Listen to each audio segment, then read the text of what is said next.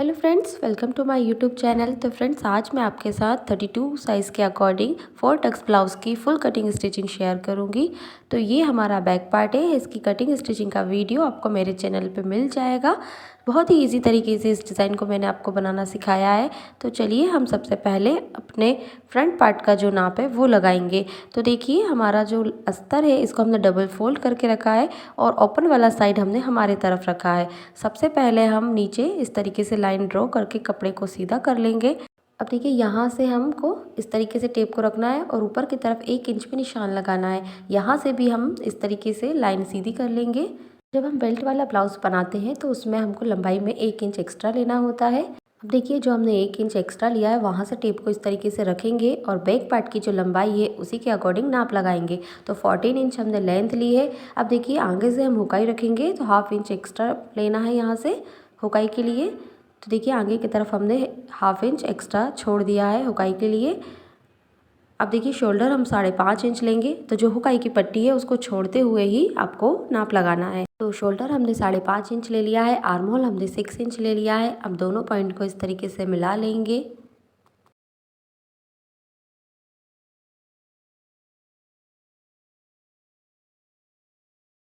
तो देखिए, back part के अकॉर्डिंग ही हमको नाप लगाना है। तो हमने चेस्ट का 4th पार्ट लिया है 8 इंच और 2 इंच एक्स्ट्रा मार्जिन ली है।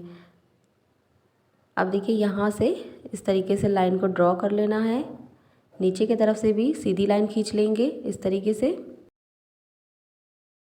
अब देखिए, बैक पार्ट के अकॉर्डिंग हमने ये आर्म होल की गोलाई दी है। अब हम फ्रंट पार्ट के लिए यहाँ से 1/2 इंच अंदर की तरफ गोलाई देंगे इस तरीके से। अब फ्रंट पार्ट के लिए हमको एक्स्ट्रा मार्जिन चाहिए, तो हमने चेस्ट के पास से 1/2 इंच एक्स्ट्रा लिया है और नीचे कमर की तरफ से 1.5 इंच एक्स्ट्रा लिया है। अब इन दोनों पॉइंट को भी हमको इस तरीके से मिला लेना है।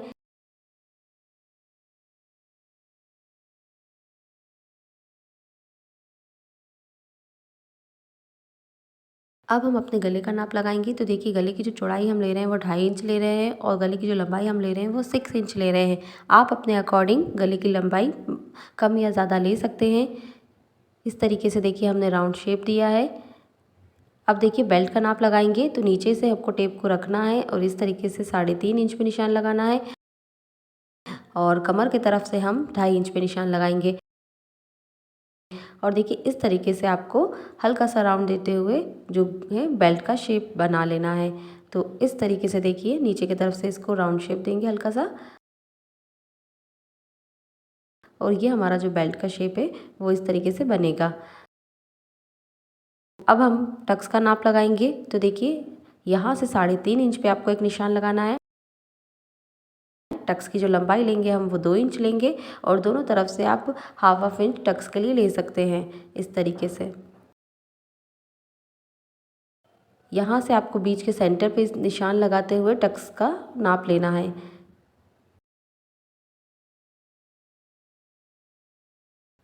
यहाँ से हम 2.5 इंच पे एक निशान लगाएंगे और यहाँ से लाइन को सीधा करके 1/2 इंच इस तरीके से टक्स का निशान लगाएंगे। अब देखिए, ऊपर से हमको 2.5 इंच पे एक निशान लगाना है। यहाँ से हम जो इनके गैप है बीच का उसको नाप लेना है। अब देखिए, इस तरफ भी हमने 2 इंच पे निशान लगा लिया है। यहाँ से आपको इस तरीके से टक्स का निशान बनाना है।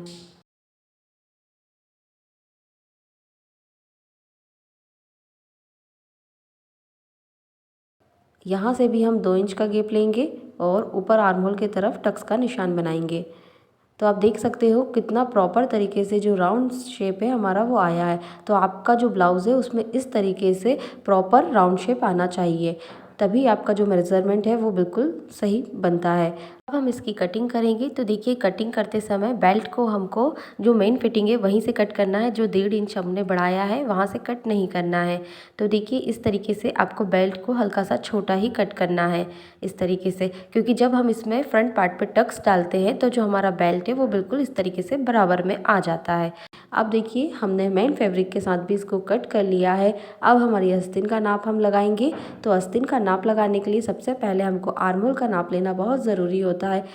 तो देखिए आर्म होल का नाप लेने के लिए हमको अपने बैक पार्ट को इस तरीके से रखना है। ऊपर हम सिलाई का मार्जिन छोड़ते हुए नीचे की तरफ जो फिटिंग है वहाँ तक की आपको गोलाई को नाप लेना है। तो हमारी जो गोलाई आई है वो 7 इंच आई है, तो उसमें हम ½ इंच एक्स्ट्रा लेकर ही अपने आर्म होल का नाप लगाएंगे। तो देखिए स्लीव्स के लिए हमने हमारे पास ये जो फैब्रिक बचा है, तो यहाँ पे हमारे पास 2 फैब्रिक है जिसको हमने डबल फोल्ड करके रखा हुआ है। स्लीव्स की जो लंबाई है हमारी वो 9 इंच है, उसमें हमने 1 इंच प्लस करके 10 इंच पे नाप लगाया है। अब हम अपने आर्म होल की जो गोलाई है उसका नाप लगाएंगे। तो देखिए आर्म होल की जो गोलाई है वो 7.5 इंच है, तो 7.5 इंच पे आपको एक निशान लगाना है यहाँ से। और पीछे की तरफ देखिए ये जो फैब्रिक है हमारा छोटा बड़ा है, तो इस तरीके से आपको सीधी लाइन ड्रॉ करके कपड़े को सीधा कर लेना है पहले। अब हम हमारी आस्तीन की गोलाई का नाप लगाएंगे। तो देखिए हमारी आस्तीन की जो गोलाई है वो 5 इंच है। 2 इंच की एक्स्ट्रा हम मार्जिन ले रहे हैं। मार्जिन आप अपने अकॉर्डिंग कम या ज़्यादा ले सकते हैं। तो इस तरीके से देखिए निशान लगा लेना है। अब यहाँ से ये जो एक्स्ट्रा फैब्रिक है इसको कट करके हम निकाल देंगे पीछे की तरफ से। अब देखिए यहाँ से जो हमारा आर्म होल का हमने नाप लगाया था वहाँ से ऊपर की तरफ आपको 3 इंच पे एक निशान लगाना है इस तरीके से। अब हम नीचे की तरफ से गोलाई का नाप लगाएंगे। तो देखिए इस तरीके से स्लीव्स की जो गोलाई है वो नाप लगाना है। तो यहाँ से हमने अपनी स्लीव्स का जो शेप है वो दे दिया है। यहाँ से आपको फिटिंग का जो शेप है वो लगाना है। तो ऊपर की तरफ जो गोलाई है हमारी स्लीव्स की वहाँ तक आपको इस तरीके से नाप लगा लेना है। 2 इंच की एक्स्ट्रा यहाँ से हम मार्जिन रखेंगे। अब हम अपने स्लीव्स को कट कर लेंगे।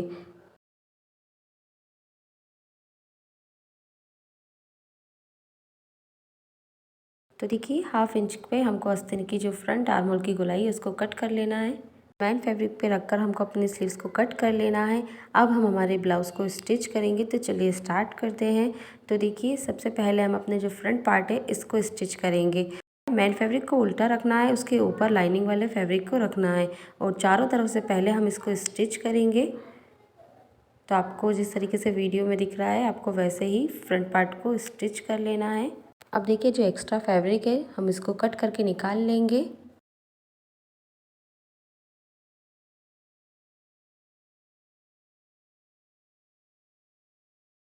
अब देखिए हमने जो टक्स के निशान लगाए हैं इसी के अकॉर्डिंग हम अपने ब्लाउज में टक्स डाल के तैयार कर लेंगे।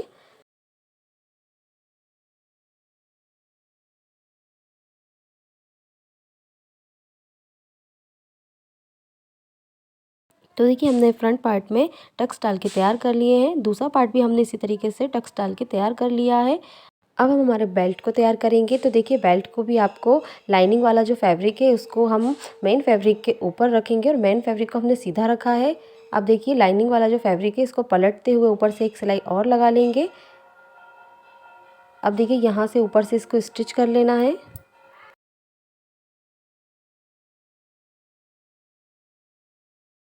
एक्स्ट्रा फैब्रिक को कट करके निकाल लेंगे।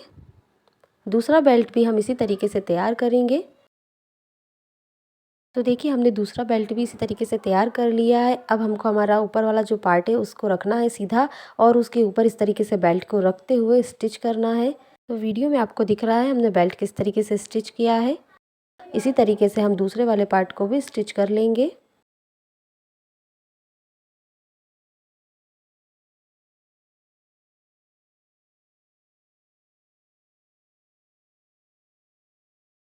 तो देखिए हमारे दोनों पार्ट हमने तैयार कर लिए हैं बेल्ट लगा के। अब हुक आई की जो पट्टी है हम उसको लगा के तैयार करेंगे। तो देखिए हमने 2 इंच की एक पट्टी ली है लाइनिंग फैब्रिक की, उसको हमने इस तरीके से ऊपर से बराबर रखते हुए स्टिच किया है और नीचे की तरफ ½ इंच अंदर की तरफ फोल्ड करके हमने स्टिच कर लिया है। अब पट्टी को पलट के इसके ऊपर से एक सिलाई और लगा लेंगे। अब पट्टी को अंदर की तरफ डबल फोल्ड करना है इस तरीके से। ब्लाउज़ को पलट के देखिए ऊपर से हम सिलाई लगा लेंगे।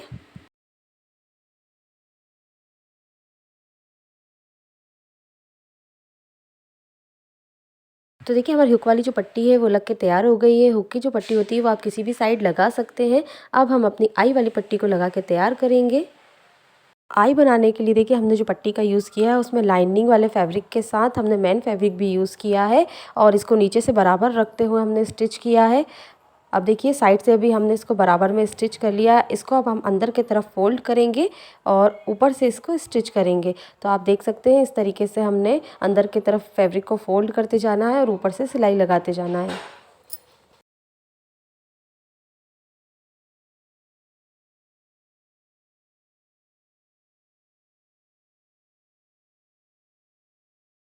एक सिलाई और लगा लेंगे हम ऊपर से। देखिए इसमें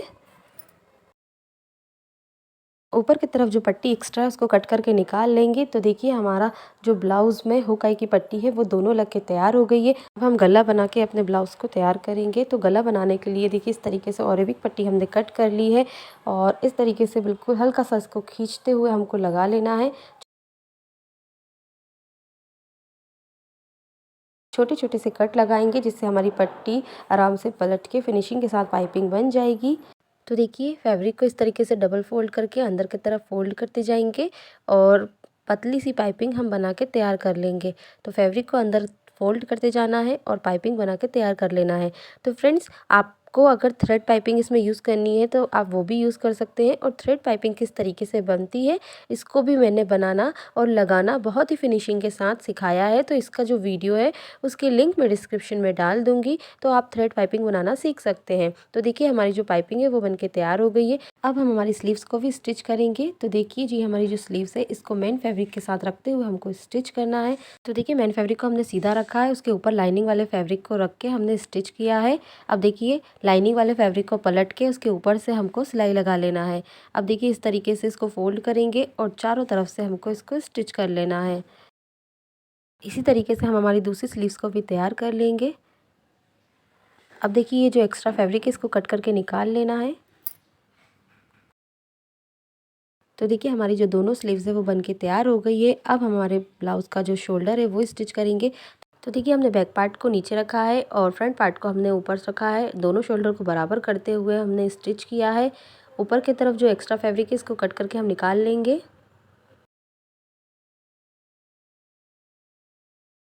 दूसरे साइड भी इसी तरीके से शोल्डर को देखिए स्टिच कर लेना है आपको, दोनों फैब्रिक को बराबर रखते हुए। अब हम स्लीव्स को स्टिच करेंगे। तो देखिए दोनों शोल्डर हमारे बराबर है। अगर आपका शोल्डर कोई छोटा बड़ा होता है तो इसको कट करके बराबर कर लीजिए। तो देखिए बीच के सेंटर पे हमने स्लीव्स पे कट लगाया है और बीच के सेंटर से स्लीव्स को नापेंगे और एक साइड से इसको स्टिच करना शुरू करेंगे। तो आपको स्लीव्स को बिल्कुल भी खींचना नहीं है, बिल्कुल बराबर रखते हुए इस तरीके से स्टिच करना है।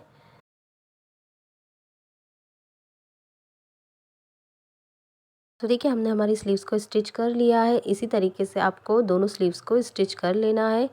तो देखिए हमने दोनों स्लीव्स को स्टिच कर लिया है। अब बीच के सेंटर से फैब्रिक को बराबर रखना है और स्लीव्स के साथ नीचे कमर तक हमको इसको स्टिच करना है। तो दोनों फैब्रिक को बराबर करते हुए इस तरीके से ऊपर से स्टिच करेंगे। इस तरीके से स्टिच करने से क्या होता है, जो फैब्रिक होता है उसमें फिनिशिंग बहुत अच्छी आती है। तो इस तरीके से देखिए दोनों साइड से हमने दोनों फैब्रिक को बराबर रखते हुए स्टिच कर लिया है। एक्स्ट्रा जो फैब्रिक है इसको कट करके निकाल लीजिए। अब देखिए ब्लाउज़ को हमको पलटना है, ब्लाउज़ को हम उल्टा करेंगे और फिटिंग का नाप लगाएंगे। तो देखिए हमने हमारे ब्लाउज़ को उल्टा कर लिया इस तरीके से, बीच के सेंटर पे इस तरीके से दोनों फैब्रिक को रखते हुए यहाँ पे हमने बीच के सेंटर का नाप लगाया है चॉक से। अब हम हमारी फिटिंग का नाप लगाएंगे। तो ऊपर चेस्ट का और नीचे कमर का जो फिटिंग है आपका उसका नाप आपको लगा लेना है। दूसरे साइड भी हमको इसी तरीके से बीच के सेंटर से टेप को रखते हुए फिटिंग का नाप लगा लेना है। आप जब बीच के सेंटर से फिटिंग का नाप लगाते हैं तो आपके दोनों पार्ट बराबर आते हैं, कोई भी पार्ट आपका छोटा बड़ा नहीं होता है और फिटिंग बहुत अच्छी आती है। तो आप इस तरीके से फिटिंग लगाइए, आपकी फ़िटिंग बहुत अच्छी आएगी, कोई भी प्रॉब्लम नहीं होती है। अब हम अपनी स्लीव्स की जो गोलाई का नाप है उसको भी लगा लेंगे। अब दोनों साइड हमको फिटिंग लगा लेनी है।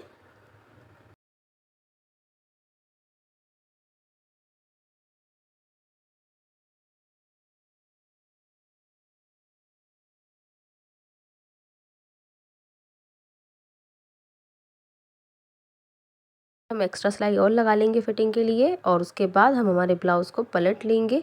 तो देखिए हमारा जो ब्लाउज़ है वो बन के तैयार हो गया है। तो फ्रेंड्स आपको आज का वीडियो कैसा लगा मुझे कमेंट करके ज़रूर बताएं। वीडियो पसंद आई हो तो लाइक शेयर ज़रूर करना। चैनल पर पहली बार आए हैं तो सब्सक्राइब ज़रूर करें। बेल आइकन की बटन को ज़रूर दबाना, इससे मेरे आने वाले हर वीडियो की नोटिफिकेशन सबसे पहले आप तक पहुँचेगी। तो मिलते हैं हम अपने नेक्स्ट वीडियो में, तब तक के लिए bye bye. Thanks for watching.